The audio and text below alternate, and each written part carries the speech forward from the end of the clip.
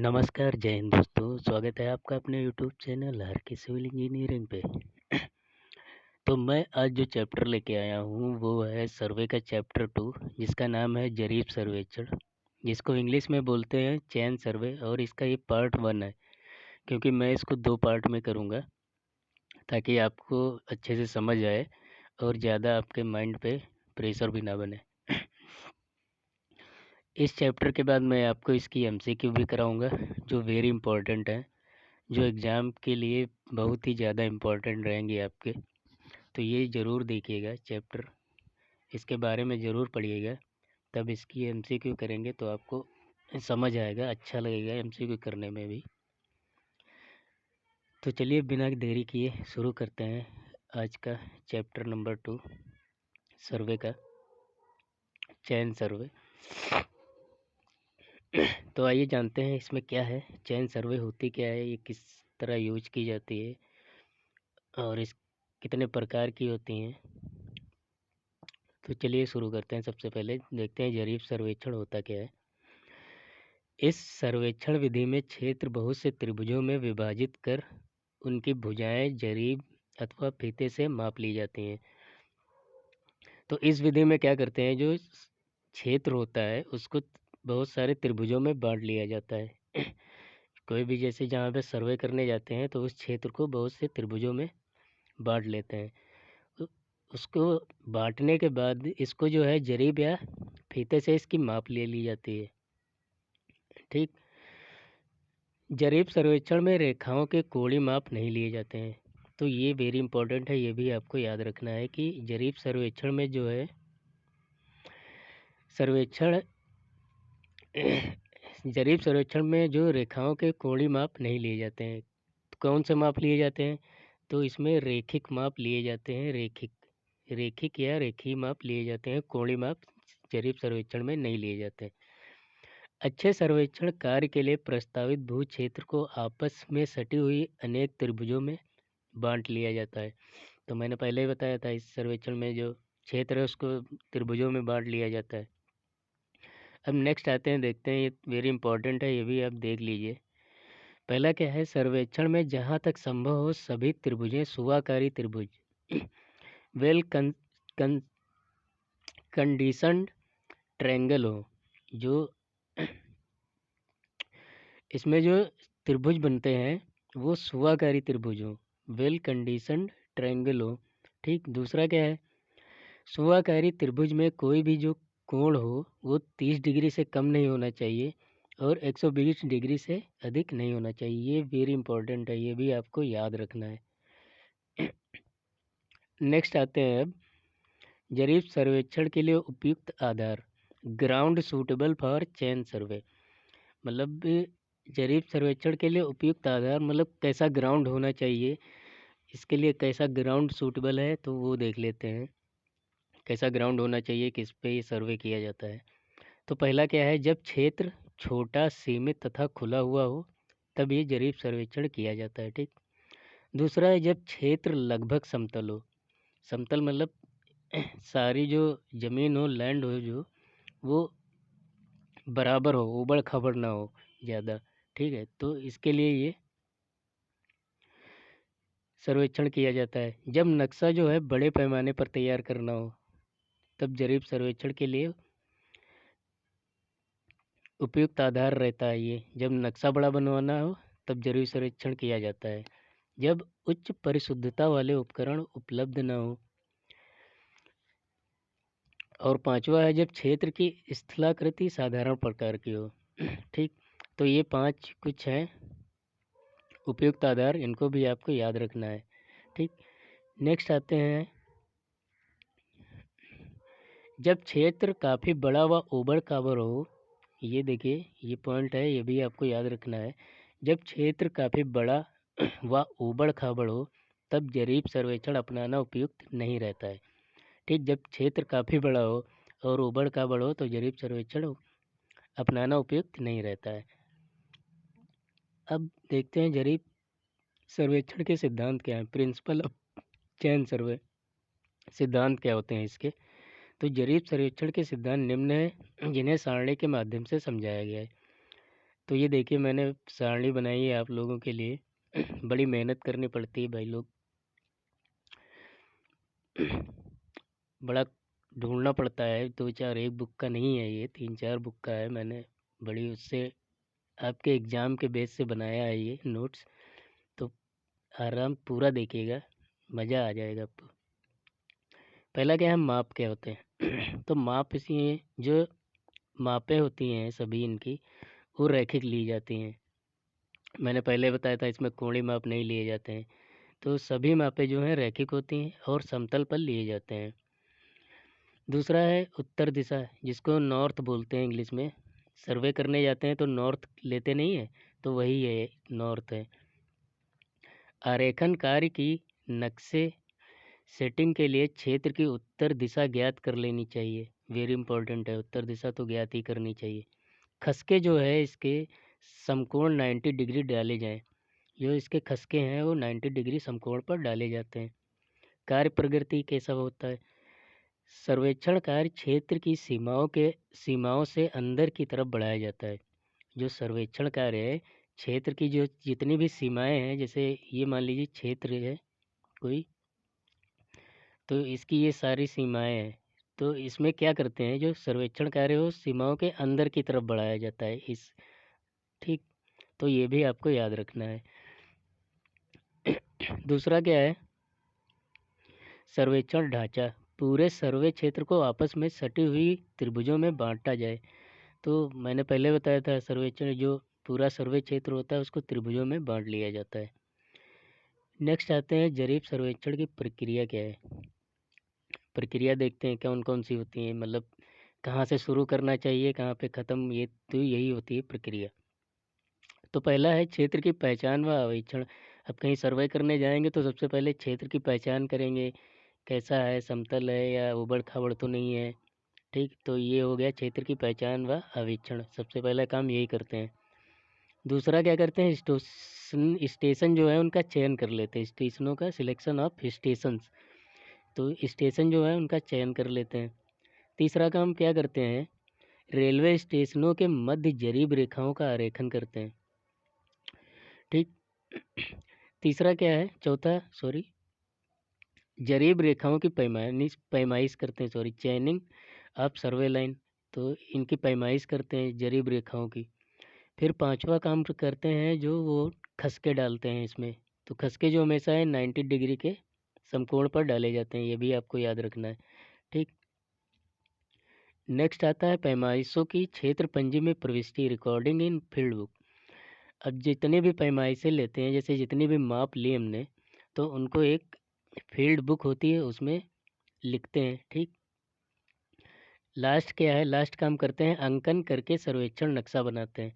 तो ये जो जो भी जितना भी पैमाइशें या माप हमको मिलती हैं उनका अंकन करके पूरा एक सर्वेक्षण नक्शा बना लेते हैं।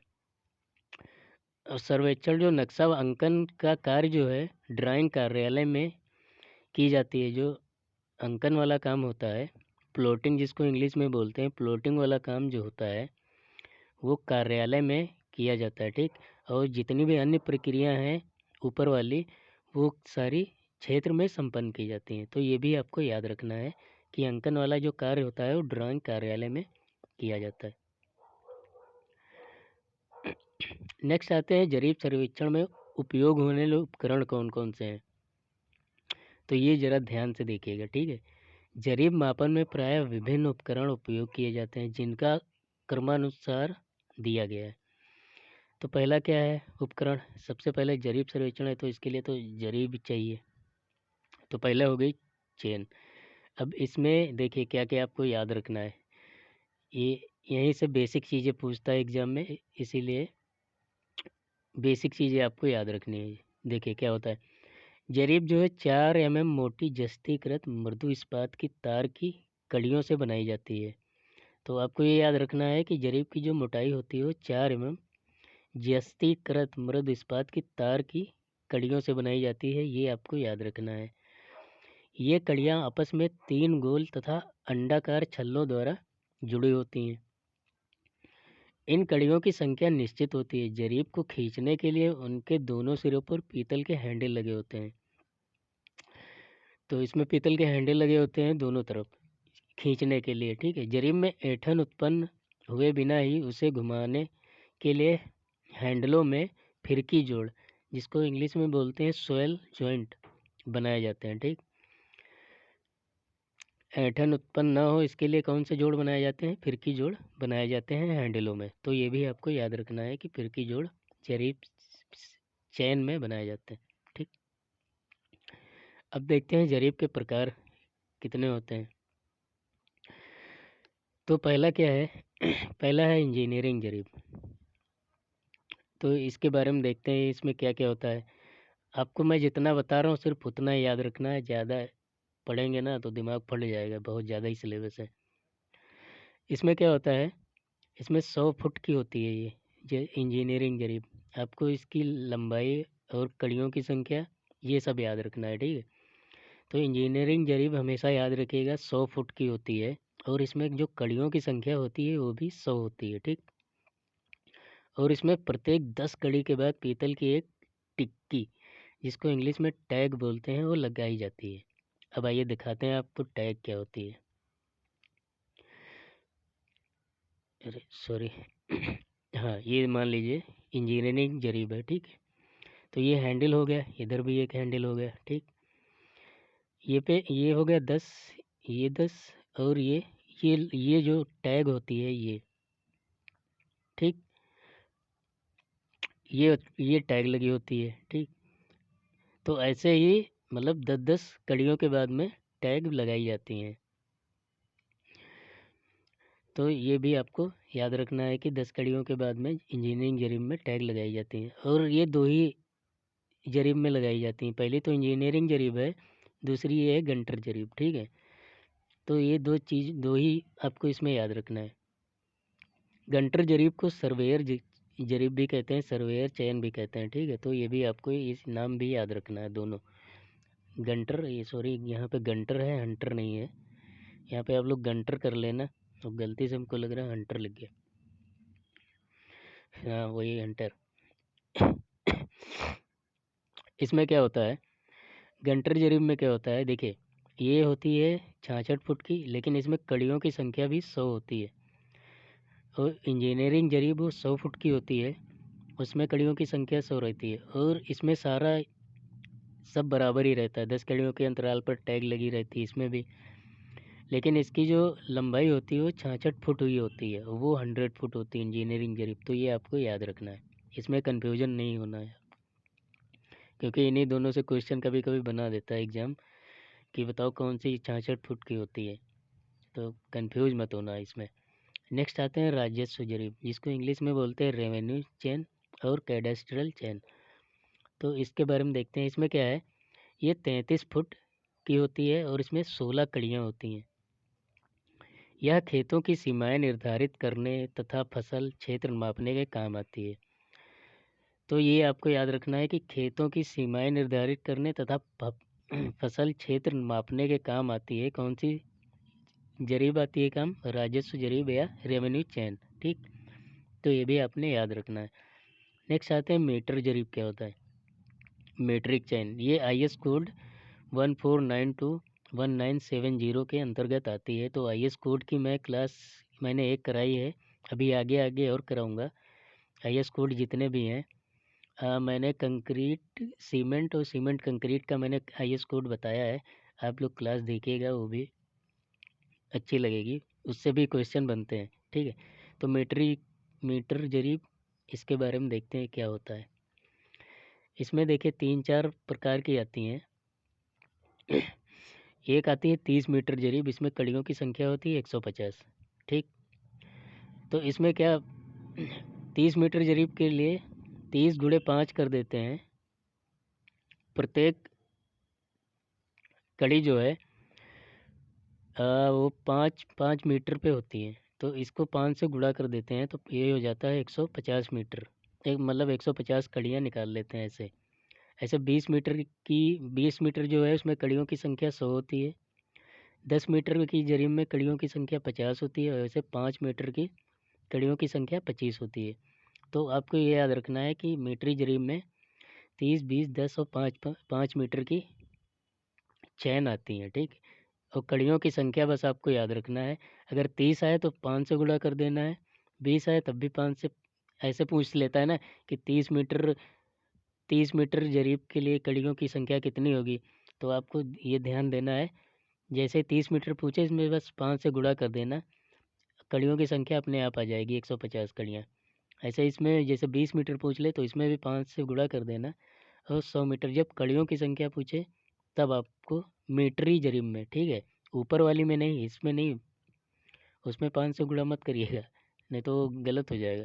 जब मीटर जरीब पूछे ना, मीटर जरीब में कड़ियों की संख्या, तब आपको 5 से गुणा करना रहेगा। नेक्स्ट आते हैं पत्ती जरीब क्या होती है। स्टील बैंड चेन और इस्पाती बैंड जिसको बोलते हैं इंग्लिश में, देखिए ये होती हैं 20 मीटर 30 मीटर तथा 20 तथा 30 मीटर लंबी होती हैं ये, ठीक। और इसमें क्या होता है 12 से 16 चौड़ी होती हैं, जो लंबाई होती है 20 से 30 मीटर होती है और इनकी चौड़ाई 12 से 16 तक होती है, और 0.3 से 0.6 मोटी होती हैं ये। तो ये पत्ती जरीब हो गई, इनका भी आपको याद रखना है। तो ये मैंने जरीब के कुछ फ़ोटो लिए थे, ये भी देख लीजिए। इसमें क्या होता है, ये हैंडल लगा होता है, ये सुए के लिए खांचा होता है, इसमें ये एरो लगाते हैं, तो इसमें ऐसे फंसा देते हैं इसको ताकि वो अपनी जगह से ना हिले। और ये इसको ये फिरकी जोड़ बोलते हैं, फिरकी जोड़ ये होता है, ठीक। ये फिरकी जोड़ होता है। और ये देखिए ये एक कड़ी होती है 20 सेंटीमीटर की, ठीक। ये भी आपको याद रखना है। और जो तार की मोटाई होती है, मैंने पहले बताया था 4 तार की मोटाई से बना होता है, ठीक। और ये टैग लगे होते हैं 5 मीटर पर टैग लगी होती हैं, ठीक। ऐसे ये इंजीनियरिंग जरीब है, इसमें भी सेम यही होता है, ये होती है जरीब और ये टैग लगी रहती हैं, ठीक। और ये 100 फुट वाली जरीब है। तो ये भी आप देख लीजिए। और बाकी अगर जो इसका वो चाहिए, पीडीएफ चाहिए हो तो कमेंट कर देना, मैं आपको पीडीएफ भेज दूंगा, ठीक है। नेक्स्ट आते हैं, ये देख लीजिए, जो मीटरी जरीब में प्रत्येक 25 कड़ी पर टैग लगाई जाती है, तो मीटरी जरीब में जो है 25 कड़ियों पर टैग लगाई जाती है। और जो गंटर और इंजीनियरिंग जरीब है उसमें 10 कड़ियों के बाद टैग लगाई जाती है। तो ये आपको याद रखना है, ये वेरी इंपॉर्टेंट है, ये बहुत बार आ चुका है क्वेश्चन कि मीटरी जरीब में कितने कड़ियों के बाद टैग लगाई जाती है, ठीक। तो गंटर और इंजीनियरिंग जरीब में तो 10 पे ही लगाई जाती है, और जो मीटरी जरीब पूछे तो ये आपको याद रखना है कि 25 कड़ी पर टैग लगाई जाती है, ठीक। नेक्स्ट आते हैं दोषपूर्ण जरीब की इस्पात के मानक फीते से जांच करने पर छूट सीमा, मतलब कितनी सीमा छूट होती है। तो 20 मीटर जरीब के लिए ±5 की छूट होती है, ठीक है। और 30 मीटर की जरीब के लिए ±8 की छूट होती है। तो ये आपको याद रखना, ये वेरी इंपॉर्टेंट है, वेरी इंपॉर्टेंट, क्योंकि मैं फालतू चीज़ें नहीं लाया हूँ, ये बहुत ज़्यादा इंपॉर्टेंट है, इससे क्वेश्चन बनते हैं। मैं जब एमसीक्यू कराऊंगा तो देखिएगा, इसमें के 1-2 क्वेश्चन तो ज़रूर मिलेंगे आपको। नेक्स्ट है, प्रत्येक मीटर लंबाई में भी ±2 से अधिक अंतर ना हो, ठीक। तो प्रत्येक मीटर लंबाई में भी ±2 से अधिक अंतर ना हो। दोषपूर्ण जरीब की इस्पात के मानक फीते से जांच करने पर छूट सीमा जो होती है वो याद रखिए, 20 मीटर के लिए ±5 और 30 मीटर के लिए ±8 होती है, ठीक। ये आपको याद रखना है। दोषपूर्ण मतलब ये होता है, जैसे हमने कोई चीज़ मापी, ठीक, तो उसमें क्षेत्र कम है और हमको वो ज़्यादा मिल गई लंबाई, तो इससे 5 और 8 से ज़्यादा नहीं होना चाहिए, या प्लस में या माइनस में, ठीक। तो ये आपको याद रखना है। अब आते हैं नेक्स्ट टेप, आते हैं फीता क्या होता है। फीते का उपयोग बहुत परिशुद्धता वाली मापों के लिए किया जाता है। फीते का निर्माण सामग्री के अनुसार निम्न प्रकार से होते हैं जो निम्न सारणी में दिए गए हैं। तो आइए देख लेते हैं फीता किससे बनते हैं और कितने प्रकार के होते हैं। पहला है सूती फीता, क्लॉथ टेप और लिनेन टेप जिसको बोलते हैं। तो इसके बारे में देख लेते क्या है। यह फीता 10 मीटर, 20 मीटर व 30 मीटर की लंबाई में बनाया जाता है। पहला पॉइंट ये है, 10, 20 और 30 मीटर की लंबाई में यह फीता बनाया जाता है। इसकी चौड़ाई जो है 12 से 15 mm होती है। ठीक, ये भी आपको याद रखना है। मेटेलिक फीता, यह फीता 10, 15, 20, 30 तथा 50 मीटर की लंबाई में उपलब्ध है। यह धातु की बहुत महीन तारें बुनकर 10 से 15 mm चौड़ी पट्टी में यह फीता बनाया जाता है। ठीक, नेक्स्ट है इस्पाती फीता, जिसको स्टील टेप बोलते हैं। तो यह देखिए क्या होता है। यह 6 mm से 10 mm चौड़ी तथा इसकी लंबाई 1 मीटर, 2 मीटर, 5 मीटर, 10, 20 व 30 मीटर की हो सकती है। परिशुद्ध कार्यों के लिए इसे वरीयता दी जाती है तथा यह 6 mm संकरी पत्ती का बना होता है। तो यह 6 mm संकरी पत्ती का बना होता है। ठीक, नेक्स्ट आते हैं इनवार फीता। ये बहुत बार पूछता है इनवार फीता क्या होता है। ठीक, यह फीता 30 मीटर, 50 मीटर की लंबाई में उपलब्ध है। इसका उपयोग उच्च परिशुद्ध कार्यों के लिए किया जाता है। यह फीता निकिल एवं इस्पात का बना होता है। ठीक, तो ये आपको याद रखना है कि ये जो इनवार फीता है यह निकिल तथा इस्पात का बना होता है। ये वेरी इंपॉर्टेंट है। ये इससे एक दो बार बहुत बार क्वेश्चन आ चुके हैं। ये पूछ लेता है कि इनवार फीता किससे बना होता है, तो आपको याद रखना है निकिल एवं इस्पात का बना होता है इनवार फीता। अब देख लेते हैं इसमें क्या होता है। इनवार फीता निकिल, इनवार फीते में जो निकिल है वो 36% रहता है तथा जो इस्पात है वो 64% होता है। ठीक, तो ये भी आपको याद रखना है कि निकिल 36% होता है निकिल, और जो इस्पात जो है वो 64% रहता है। ठीक, तो ये भी आपको याद रखना है कि इसमें कितना परसेंट क्या रहता है। अभी यहाँ नहीं पूछ रहा हूँ मैं, कोई एग्ज़ाम में नहीं, हो सकता है कि इंटरव्यू देने जाए या वाइवा वगैरह हो तो वहाँ भी ये पूछ लेते हैं कि बताओ जो इनवार फीता होता है उसमें निकिल कितना होता है, इस्पात कितना होता है। तो आपको याद रखना है निकिल कम रहता है, इस्पात ज़्यादा रहता है। 36% निकिल रहता है, इस्पात 64% रहता है। इसका तापीय प्रसार गुणांक जो है, तापीय प्रसार गुणांक भी याद रखना है आपको। 0.0000001222 प्रति सेंटीडिग्री होता है। ठीक, तो ये आपको याद रखना है। का तापीय प्रसार गुणांक भी आपको याद रखना है। प्रति सेंटीग्रेड होता है 0.000122 प्रति सेंटीग्रेड होता है इसका तापीय प्रसार गुणांक। इसका ये भी पूछ लेते हैं कभी कभी। उच्च परिशुद्ध मापों के लिए इनवार फीता इस्तेमाल किया जाता है। जो उच्च परिशुद्ध माप होती हैं उनके लिए इनवार फीता इस्तेमाल किया जाता है। तो ये भी आपको याद रखना है। अब ये देख लीजिए फीता होता है, ये होता है पत्ती फीता, पत्ती या जरीब फीता, पत्ती जरीब फीता। स्टील बैंड ऐसा दिखता है। ठीक है, और ये होता है आपका मेटेलिक फीता, ऐसा दिखता है मेटेलिक फीता। ये बाहर से ऐसे खींचने पे इसको खुलता है ये। ठीक है, और इसमें क्या होता है, इसमें ये पूरा ऊपर ऐसे खुला ही रहता है ये। तो ये पत्ती जरीब फीता ऐसा होता है, और ये होता है आपका मेटेलिक फीता। ठीक, ये 20 मीटर का है। अब नेक्स्ट आते हैं हम सुआ या तीर, एरो, ये क्या होते हैं इनके बारे में देख लेते हैं। सुए प्रायः 4 mm व्यास के इस्पाती तार के बनाए जाते हैं। तो ये जो सुए भी हैं ये 4 mm के व्यास के बनाए जाते हैं। तो आपको जरीब और इसमें कंफ्यूज नहीं होना है, दोनों 4 mm के ही बनाए जाते हैं। ठीक है, 4 mm व्यास के तार के ही बनाए जाते हैं। जो जरीब होती है वो भी 4 mm व्यास के तार से बनाई जाती है, और ये भी 4 mm व्यास के तार से बनाए जाते हैं। ठीक, सुए या तीर। भी क्या है, इनकी लंबाई जो है 20 से 40 सेंटीमीटर होती है। 25 से 40 सेंटीमीटर होती है। इन्हें क्षेत्र में ले जाने के लिए इनके सिरों पर 50 mm का हुक बनाया जाता है। इनको जैसे सर्वे पे ले जाने के लिए तो इसमें हुक बनाए जाते हैं 50 mm के, ताकि इनको आसानी से उठा के जहाँ पे कार्य चल रहा है वहाँ पे आसानी से ले जाया जा सके, तो इसके लिए 50 mm के हुक बनाए जाते हैं।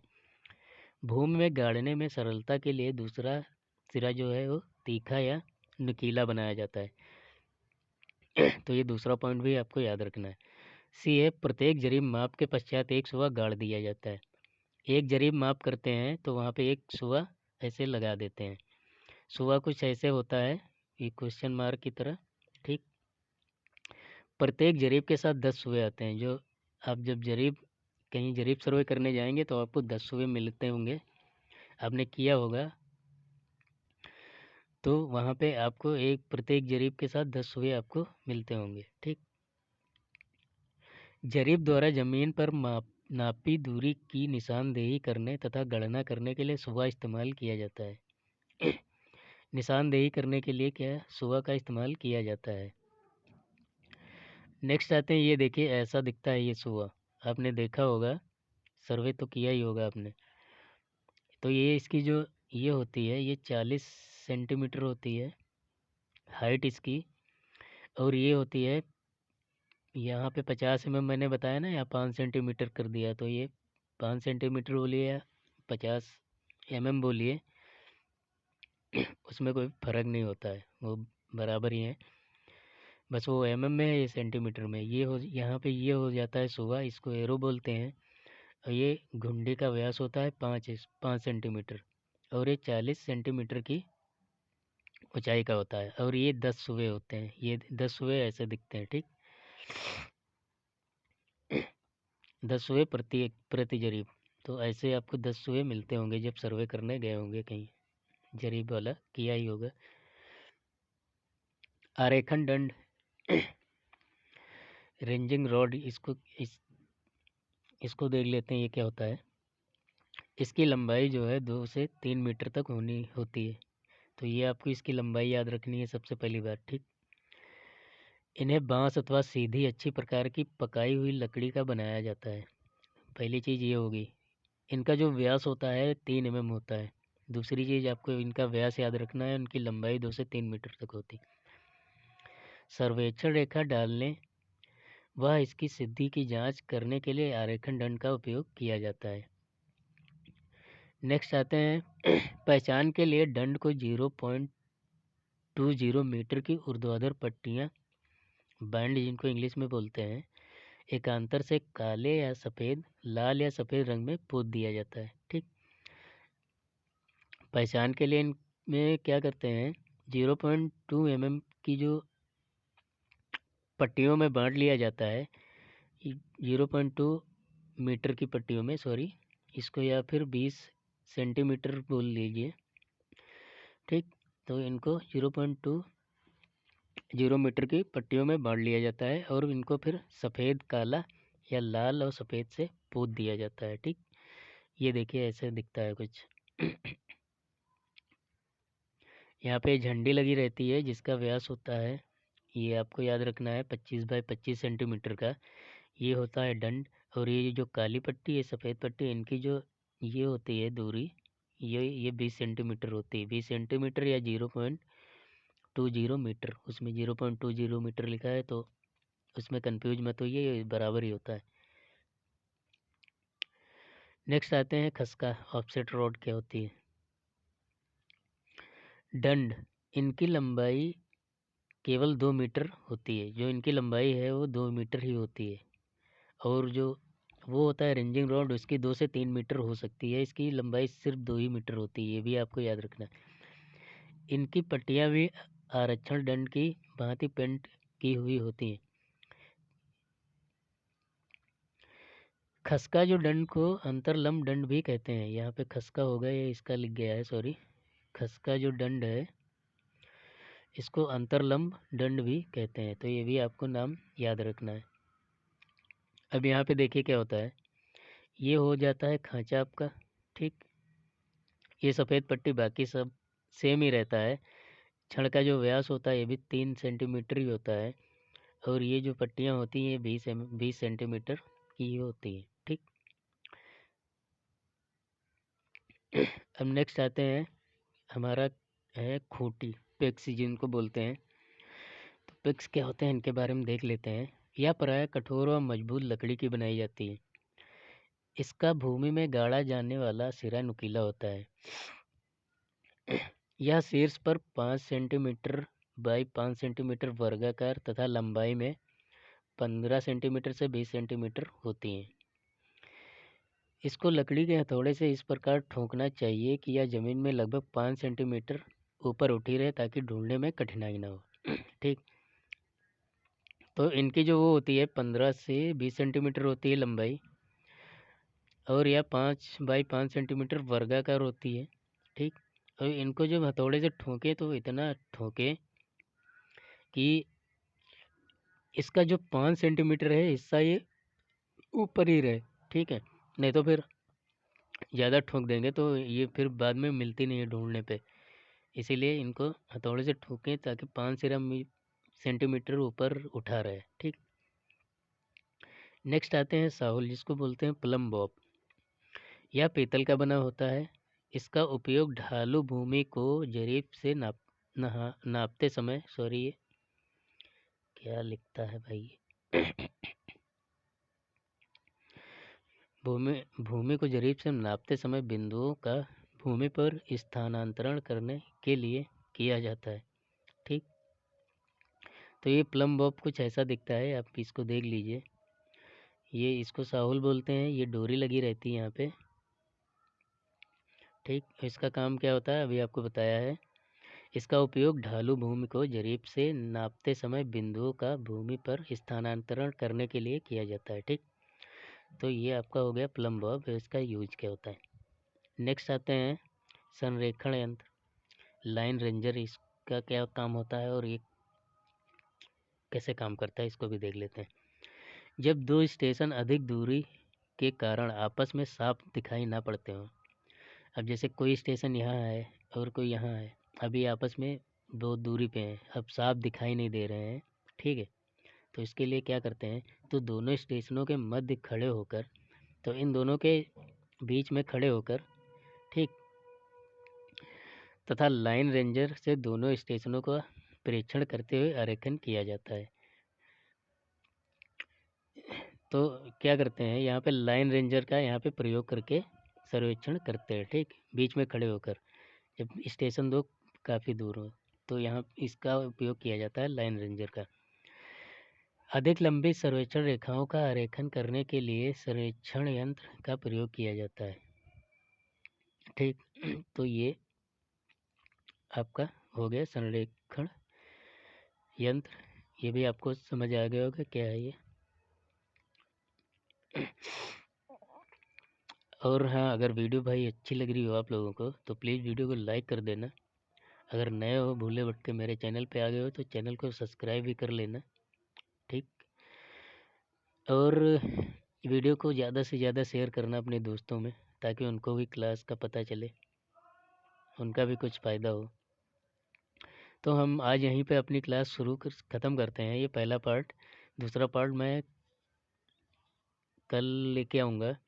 ठीक है, एक्चुअली मैं लेट इसलिए हो गया क्योंकि मेरी थोड़ी तबीयत ख़राब थी, इसलिए मैं वीडियो नहीं ला पाया।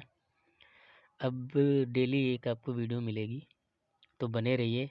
और चैनल पे नए हो तो प्लीज़ सब्सक्राइब कर लें, ऐसे ही मज़ेदार आपको क्लास आती रहेंगी।